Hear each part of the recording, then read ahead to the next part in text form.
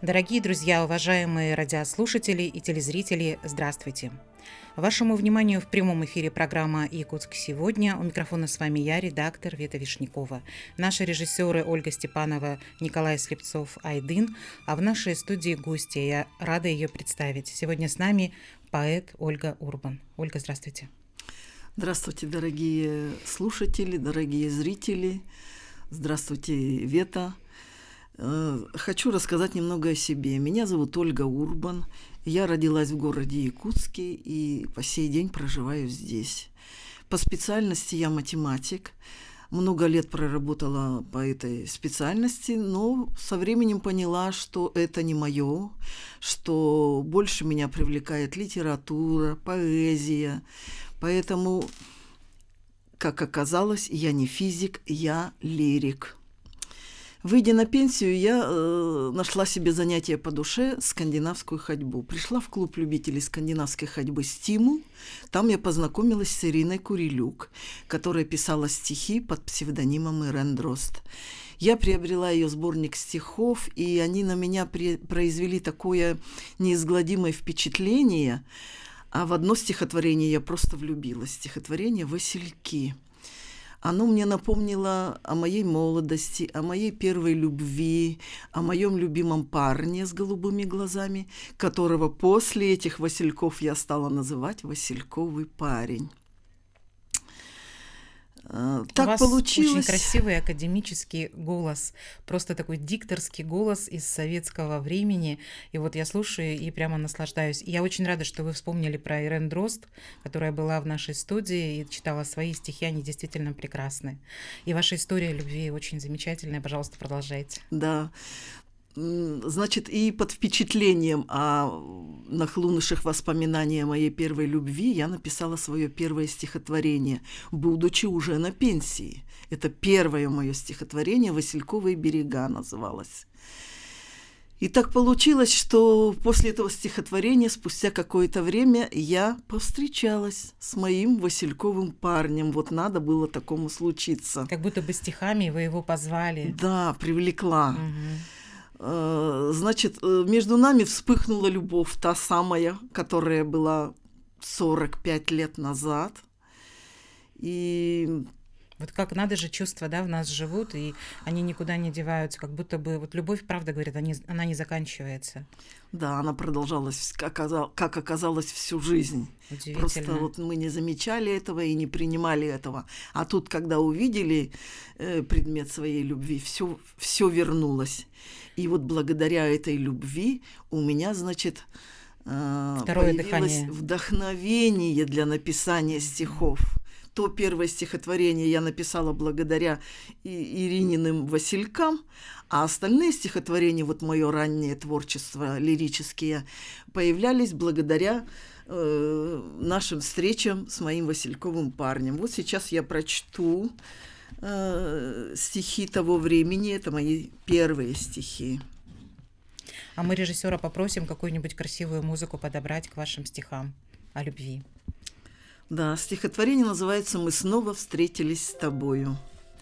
Мы снова встретились с тобою, как в юности встречались мы, когда была я молодою, и чувства были так чисты.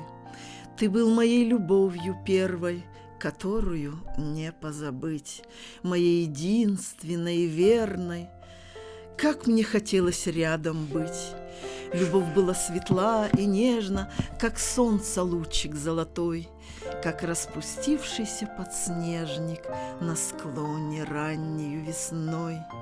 И вот пришел ко мне взволнован, радушно встретила тебя, как друга старого родного.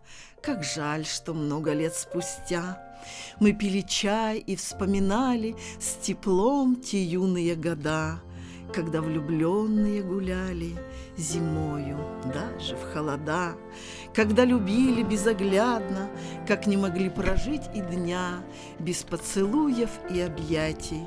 Жаль, все исчезло навсегда.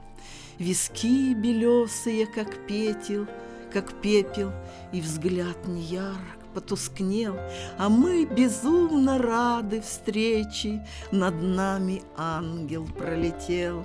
Смотрю я на тебя иного, и чувства вспыхивают вновь. Поверьте, я готова снова вернуться в первую любовь. Очень красиво. Мне вот и у Ирены, и у вас нравится отношение к возрасту. Вы его, во-первых, не скрываете, и вы такой пример для тех, кто моложе, что все лучшее впереди действительно. Главное в это верить и не переставать чувствовать. И ведь что интересно, это вот мои одни из первых стихов. Очень красиво. И, в общем, ну, скажем так, без изъянов, да, и ритм, и рифма. И голос у вас прекрасный. Вот вы сами Спасибо читаете, большое. потому что есть мнение, что вроде бы как сам автор, да, не всегда может свое стихотворение хорошо прочитать, а у меня наоборот мнение, что только автор сможет, да, вот да, именно я согласна так подать. Полностью с этим. Бабочки в животе. Теперь я знаю, что такое бабочки в животе, когда ты рядом со мною, и мы на одной волне, когда воздуха не хватает от переизбытка чувств, когда бабочки летают в переплетении наших рук, когда не могу надышаться ароматом твоей любви, когда глаза твои искрятся страстями и восторгами, когда трепещет пылкая душа волнением через рубашку, когда ты мне стихи читал, и душа была нараспашку. Ой, наверное, ваш парень с васильковыми глазами очень рад и счастлив. Такие красивые вы стихи ему дарите. Да, он сам не ожидал, откуда у тебя все это пошло. Я говорю, да от тебя же, конечно. Любовь, любовь. Сила Теперь, великая. значит, хочу перейти, значит, к другому пункту про Зеленый Луг. Вот мое самое любимое место в городе Якутске – это Зеленый Луг. Зеленый Луг я знаю с детства. Я там в том районе жила, в Глухом переулке, если кто помнит, кто это место помнит. Но влюбилась я в Зеленый Луг благодаря, опять же, васильковому парню, потому что в основном наши встречи проходили именно там. Мы там гуляли очень часто. Для меня там знакома каждая тропинка, каждый уголок. Столько воспоминаний с ним связано. Так хорошо, что столько романтики у вас в отношениях. Да, а ведь мы в возрасте были уже. Мы с любимым по лугу гуляли. Мы с любимым по лугу гуляли, взявшись за руки вдвоем. Нас теплые ветры встречали, обжигая летним огнем. А воздух нас просто пьянил ароматом летних цветов. Он в небе так рьяно парил порханием мотыльков. Нас цветы луговые манили красотой, белизною своей, и как будто бы говорили: нет на свете нас в мире милей. Была такая красота вокруг, и пенье птиц, и зелень трав. Мой необъятный, мой зеленый луг люблю я с детства, это факт. Зелень луга радовала глаз, и мы шли, восхищаясь простором. Луг своими тропинками нас приглашал навстречу с природой. Хоть дорога была широка, а мы шли, прижимаясь тесно, как будто узкою тропа была, и не хватало места. И по этой тропинке длинной я бы шла и шла бесконечно, ведь со мною шел рядом любимый, обнимая нежно за плечи. Чудесные строки, чудесная история и чудесная любовь. Как здорово, что у вас такое есть в жизни вашей. Да, наши встречи, правда, вот немножечко о грустном, продлились всего 2,5 года, потому что васильковый парень мой уехал из Якутска навсегда, так сложились обстоятельства. Сейчас мы не встречаемся, но мы всегда на телефоне. Это каждый день обязательно. Зато, читая стихи, вы можете вернуться вот в то ваше да, время, в те это ваши так и есть. встречи. Это так и есть. И вот что я хочу сказать. Вот он уехал, и мое вдохновение в написании стихов забрал с собой. У меня стихи перестали писаться, я целый год не писала, вы представляете? Я так на себя была зла, я думала, ну как так, почему? Ведь столько стихотворений, за год я 160 стихотворений написала. Вы горевали, наверное, разлука? Ну, горевала, разлука, и все равно я же писала не только стихи о любви, и другие стихи у меня тоже не получались. И тогда я решила сходить на Зеленый луг. Пришла на Зеленый луг, прошлась по нашей тропе, просмотрела все уголочки, которые мы посещали. И вы знаете, луг меня вылечил. Ко мне вернулось мое вдохновение. Я снова начала писать. И я поняла, что луг – это место моей силы. Всегда, когда мне плохо, я прихожу именно туда, чтобы набраться этой силы, чтобы залечить все свои раны. Сейчас я предлагаю вашему вниманию посмотреть видеоролик «Мое место силы» о Зеленом луге. Давайте посмотрим вместе с нашими зрителями и послушаем вместе со слушателями стихотворение, которое вы сложили про место вашей силы. Давно с тобою, луг, я не встречалась. Ах, как заныло сердце, защемило, когда равнина перед взором встала и на тропу твою ногой ступила. Медовый аромат цветочных трав мне кружит голову тоскливо. Не надо никаких других наград, мне б только видеть милую долину. Когда волной по ней гуляет ветер, стрекозы плавно в воздухе парят. Мне никогда и ни за что на свете не оторвать от красоты той взгляд. Тропинка земляная, луговая, бежишь все так же не спеша. Как рада по тебе идти, родная, округой любоваться, чуть замедлив шаг. Ты так же восхитителен, мой луг, ты с каждым годом только краше. Твои деревья и кустарники вокруг, приветствуя меня, ветвями машут. И воды голубые на твоей протоке бегут все так же в суете сует, и так же громко мчат моторки, после себя оставив пенный след. Все так же мне спокойно на душе, когда сижу я на крутом обрыве. Мое почтение Лене госпоже, я с благодарностью ей говорю спасибо. Как благодатно на лугу и как красиво! Я нагулялась, надышалась кислородом. Мой луг, ты место моей силы, не перестану воспевать тебя с восторгом. Ольга, спасибо. Вы такая молодец. Я вот смотрю, у вас и сборник такой красивый. Издали сборник. И клип вы сняли, и фотографии замечательные. И на фотографиях вы еще там и с палками скандинавскими. Вы занимаетесь, увлекаетесь скандинавской ходьбой, и об этом тоже слагаете ваше творчество.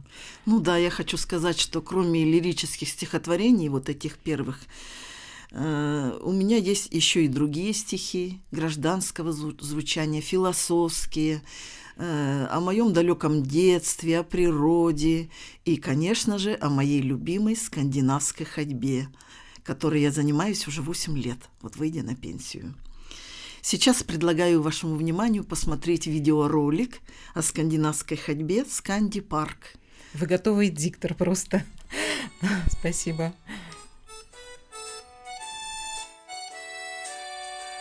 Как ждем мы с нетерпением весны и потепления, чтоб выйти в наш любимый всеми парк. Возьмем мы в руки палки, пойдем мы, скандинавы, по снежным по тропинкам пошагать. И я в любимом парке хожу весною ранней, себя считая сканди ходоком. Со всеми ходоками мы дружно там шагаем, и вот пришли в любимый сканди дом.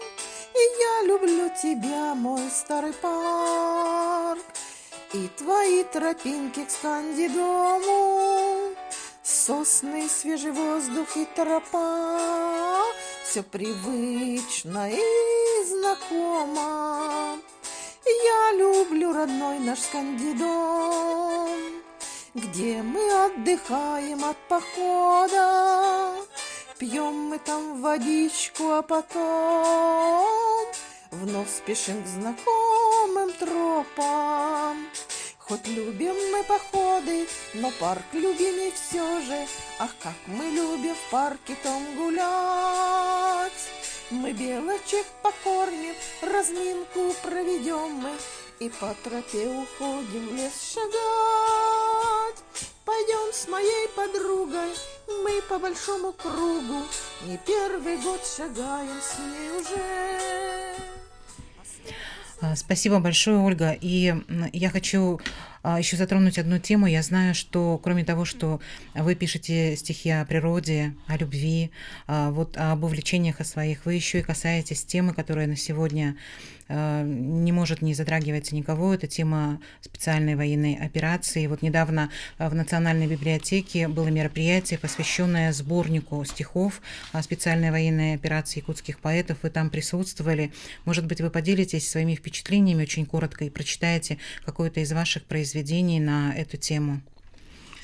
Ну, я там была, конечно, не по приглашению. Вот сама изъявила желание. Я узнала, что вышел такой сборник стихотворений про СВО. И так как у меня тоже свои стихи про СВО есть, я что-то так захотелось мне послушать других, потому что, знаете, стихи про СВО у меня очень долго не слагались. Очень долго я не могла их писать, но очень желала. Вот с самого первого дня начала спецоперации я очень желала, чтобы написались стихи, но они у меня не получались. Я не понимала, в чем дело. Думаю, как же не затронуть-то эту тему, она же злободневна. И я не решила, а так получилось, что я написала рассказ «Два трофея». Я, кстати, хочу упомянуть, что я еще и пишу и рассказы.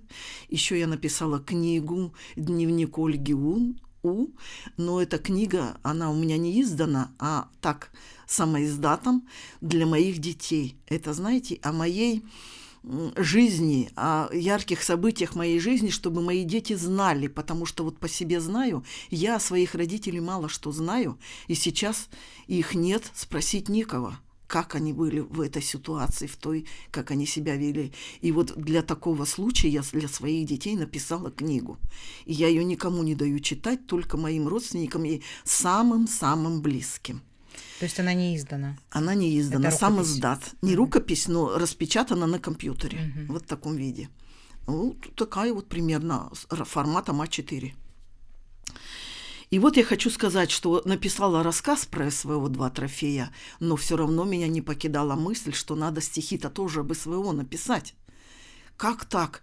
И я поняла, что у меня мало знаний на эту тему. Я стала самообразовываться из интернета, из телевидения, из прочего. И после этого, вы представляете, ночью мне приснился сон, вот эта история парня на СВО, и на завтра я написала в стихах. 2 дня я писала. Это стихотворение получилось очень длинное. Оно состоит из 34 стишей. Но сегодня я его не буду читать, потому что оно займет много времени. Да, мы, к сожалению, уже у нас полторы минуты осталось. Какое-то очень недлинное. Или же мы можем буквально фрагмент. Так, если фрагмент, тогда давайте я покороче выберу. Видите, у меня все стихотворения. Да, Давайте, вот как раз пойдет. Вот давайте «Тоска». Тут как раз и про зеленый луг тоже. Не это хотела я читать стихотворение, просто оно коротенькое. Ты знаешь, Лёха, я устал, сказал Серега безысходно. Вот был бы дома, только б спал, сколько моей душе угодно. Ты знаешь, часто снится мне родной поселок мой, в родимой дальней стороне туманы утром над рекой. Во сне жена моя печет якутские оладушки, макну в варенье и в рот, душе моей так сладостно. На родине сейчас весна, и позади уж лютые метели, природа встрепенулась ото сна, наверно, стерхи прилетели. Как хочется скорей домой и прогуляться в чистом поле, где тишина и мир людской, где нет бандеровских нацистов. Серега, сильно ты затасковал. Ольга, простите, перебиваю, Ольга. Дорогие друзья, уважаемые радиослушатели, телезрители, мы снова в прямом эфире, и в нашей студии творческие люди, поэты, авторы песен, и сейчас я с радостью их представлю. Итак, в нашей студии поэты-мелодисты регионального союза прозаиков и поэтов Аяр-Кут, творец души – это Елена Черепанова, Дайдулана. И Елена, здравствуйте. Здравствуйте. И Зоя Тимофеева, ККРД, ваш псевдоним. Зоя, здравствуйте. Здравствуйте. Спасибо вам большое, что вы пришли сегодня в нашу студию. Зоя, вы член Союза мелодистов, вы председатель Союза Аяр-Кут. Елена, вы член этого союза. Так активно занимаетесь творческой деятельностью, создаете клипы, пишете стихи и выступаете на сцене и принимаете участие в городских и международных, городских и республиканских, оговорилась, будете в международных мероприятиях, одно из которых прошло совсем недавно в Национальной библиотеке имени Пушкина, и там состоялась презентация сборника стихотворений якутских поэтов по теме специальной военной операции. Елена, вы там принимали участие. Да, я принимала Мы немножко участие. эту тему уже затронули в первом блоке. Я думаю, что можем ее продолжить, и вы поделитесь своими впечатлениями буквально в 2 словах, и, может быть, какое-то произведение на эту тему нам подарите. Ага. Тема СВО — это сейчас очень волнующая тема, и каждый человек к нему все равно очень тревожно, очень горько, но мы боремся за нашу родину. И поэтому в прошлом году я сочинила стих и нигде не читала, оно у меня лежало в блокноте, и, пользуясь случаем, я хочу нашим бойцам посвятить этот стих. Я написала это 9 мая прошлого года. И мне именно вечером у меня вдохновение зашло, и я хочу это сейчас прямо прочитать. Модун санаалах эн сахасаллата, барбытын аласкын, джонноргун халларат, вот сери быгынан дойдугун көміскү. Белягын соқтугун, ар қатын сугунун, ун урал қонуга, кök оккун оқсоргун. Тапталлах иеккен сырылыр куяска, сөп сөрүн кымыхы утары унарын. Балтыгын быраккын, менектир бээлерин, эжигин убайгын, хажылыр күлүтүн. Амарах агаккан берт семей сүбетин. Эйеха долгуя тапталлах сегерин, ахтылган тыллардах суруккун суруйо. Уат сери толоно, ханынан ытыр, хара бурота, снаряд эстите, булжа көтүүте, эн оскуй, эн эридди, караккын сименгин, агыяк түгенге эхэгин, кос эхэгин, эргите санарый, кини эмие эн курдук, уат сери быгынан, кыйлах келбите, эн төннөн келиэгин, эргиллен каянда, Сүтербет болумар, кең тайга, ар тайга, жон народ алгыгын, модун санагын күйүнен. Заволновалась? Ничего, может быть, вы немножко расскажете, о чем стихотворение для тех, кто не понимает якутский язык. Стихотворение с боевым духом, наш боец идет на войну, да, он вспоминает наши зеленые луга, наши красивые березы, вспоминает маму, как мама дает ему на руки кумыс, вспоминает братьев, сестер, завет отца, и идет с таким сильной мыслью, что победить, да, и в какой-то момент, военная операция все равно идет, война, там вокруг все равно снаряды, пули, и он должен не бояться. И должен вспомнить своего прадедушку, да, чтобы дедушка тоже возвратился в 45-м с победой. И с этой крепкой мыслью он должен тоже возвратиться к своей родине, к своей земле. Вот так. Наверное, творчество — это возможность к этой теме прикоснуться, и то, что у тебя на душе, да, происходит, то, что рождается в своих стихах, как-то об этом поговорить с Ее Величеством поэзии, с вдохновением. Я читала отзывы об этом мероприятии, которое прошло, презентация сборника стихов по теме специальной военной операции. Видела фотографии, очень люди эмоционально выражали, да, читали свои стихи. И одной из участников этого мероприятия была Ирен Дрозд, поэт Ирен Дрозд, которая сегодня, прямо сейчас на прямой связи с нашей студией. Я рада ее приветствовать. Ирен, здравствуйте. Добрый день, Светлана. Наушники наденьте, пожалуйста. Смотрю передачу, очень нравится. Ирен, я рада вас слышать. Во-первых, вам огромное спасибо за организацию сегодняшней программы, потому что это ваша заслуга, то, что сегодня в студии творческие люди, и вы даже пожертвовали своим временем, сказали, пускай другие выступят, а я потом. Вы, конечно... Да, девочка, много есть что сказать. Конечно. Альтруист, да. Мы сейчас говорим о том мероприятии, которое прошло в Национальной библиотеке имени Пушкина. Вы были одной из участниц этого мероприятия по теме презентация сборника по теме специальной военной операции. Расскажите, пожалуйста, о ваших впечатлениях и, может быть, какое-то стихотворение, которое вы представили, нужно выключить телефон, представили на этом мероприятии, вы нам прочтете. Сборник называется «Мы ждем тебя домой с победой, солдат». Составитель сборника Черепанова Альбина Прокопьевна. И я поразилась, какую огромную работу она проделала, потому что в него вошли стихотворения всех авторов, всех наших улусов Якутии. Вы представляете? Причем мне очень понравилось то, что здесь настолько широкий спектр содержания представленных произведений, и тема СВО очень глубоко освещена, очень чувственно, очень эмоционально. И боль, и победа, и вера в победу здесь все передано. И в том числе и такие стихи патриотического содержания. Вот в том числе от моего родного Кобяйского улуса представлены именно такие стихотворения о любви к нашему месту, к нашей родине, за что наши ребята сейчас воюют, чтобы мы жили все в мире, добре, красоте. А я хочу вкратце рассказать историю про одного участника СВО, моего соседа, городского мальчишку, и прочитать стихотворение, которое посвятила ему. Илья рос на моих глазах, и когда я увидела год назад его в форме солдата СВО, я, можно сказать, вообще была в таком потрясении. Мы с ним разговаривали на улице 3 часа. И вот я хочу зачитать эти строки. Он приехал в любимый город. Он закован цепями ранений.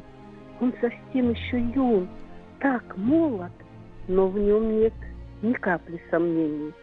Подлечиться и вновь вернуться. А там птицы летать боятся. Он не знает в бою обернуться. Он штурмует с военным братством. Он шагает вперед так смело, городской, обычный мальчишка. Он солдат СВО, в нем вера, что победа за ним. Так вышло, что он там, далеко от места, где родился и жил, и вырос. В бой идет за победу деда, добивать вновь оживших нацистов. Он герой, обычный мальчишка, гонит в мерзости теней Рейхстага. Возвращайся, забывший затишье, дай Бог жизнь, мир спасавший в награду. У меня все, Светлана. Ирина, спасибо вам большое. Я рада сегодня вас слышать. Оставайтесь с нами, и я буду рада видеть вас в студии прямого эфира совсем скоро. И наши зрители и слушатели тоже вас очень ждут. Спасибо. До свидания. С нами на прямой связи была Ирен Дрозд, поэт. А мы продолжаем. Елена, вас наши слушатели и зрители знают. Вы не так давно были в нашей студии, показывали свое творчество. Давайте, может быть, передадим слово Зое, чтобы она немножко рассказала о своем творчестве, потому что у нас не так много времени. Зоя, пожалуйста. Ага. Добрый день, уважаемые телезрители. Я первый раз на прямом эфире. С почином вас. Хотя вы очень творческая личность, вас знают в творческих кругах, вы много песен сочиняете, стихотворений. Ну, сегодня Всемирный день писателя, По этому случаю я хочу поздравить всех писателей, поэтов наших, любителей поэзии. И поздравляю с Днем поэзии. Поэзия – это волшебный мир, завораживает, увлекает. И желаю им больших творческих успехов, чтобы они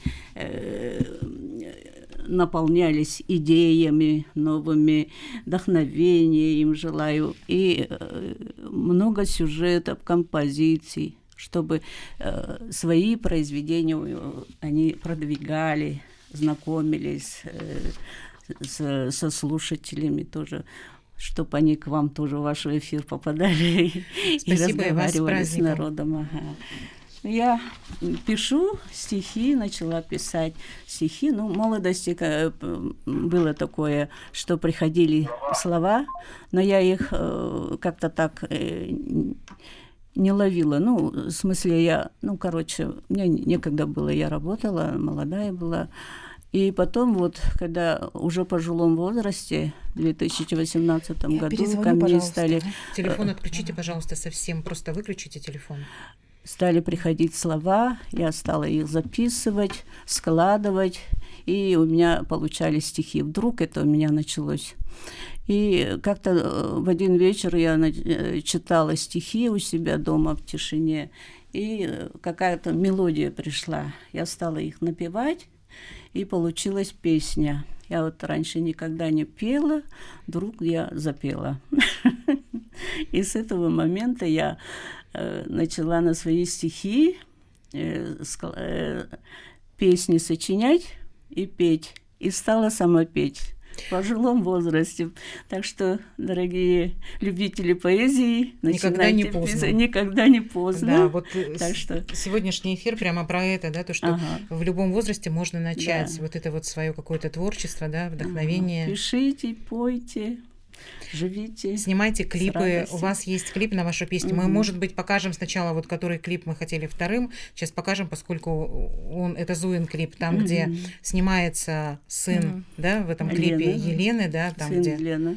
Очень красивые такие панорамы природы. И вот, да. Продюсировал нас Дархан.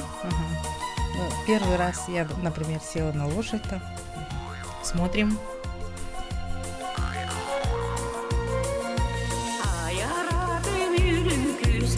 Hartidim siten kus, hol kudular aras, hol yer kudun charas. Admin aydarı, alıp dil ağalı, üdurandan sineri, ürdük kefsilleri.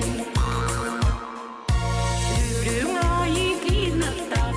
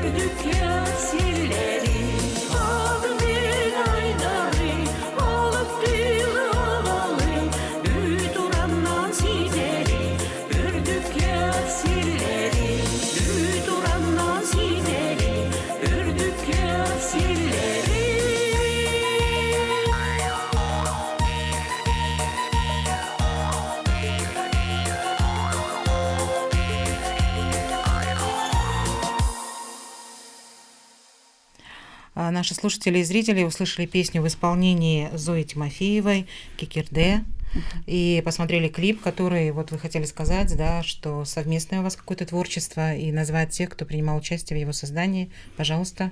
Ага. Ну, создание этого клипа нас снимал Дархан студия. Снимались Леной. Первый день Лена, второй день я снималась. И в моем клипе принимал участие сын Лены. Так. Такое совместное творчество. Совместное. И вы прям в таком удовольствии, вы так с удовольствием в этом участвуете, и наряды, и песни, и видно, что вам все это только в радость. Так, у меня это клипов уже несколько. Я как начала песни писать, у меня первый клип был тоже в 2019 году, в том же году, когда я сочинила. А в 2022 году я провела свой творческий вечер. И любителей поэзии собралось очень много. И членов регионального общественного союза поэтов и прозаиков «Аяркут». Они принимали участие, мне помогали, они читали стихи мои, песни пели. И очень много я своих песен тоже сама пела. Извините, перебью вас. У нас есть еще вот второй клип. Сейчас режиссеры показывают, чтобы нам успеть его и посмотреть, и послушать. Это уже клип Елены. Эту песню я сочинила тоже Мы в этом году. Смотрим клип.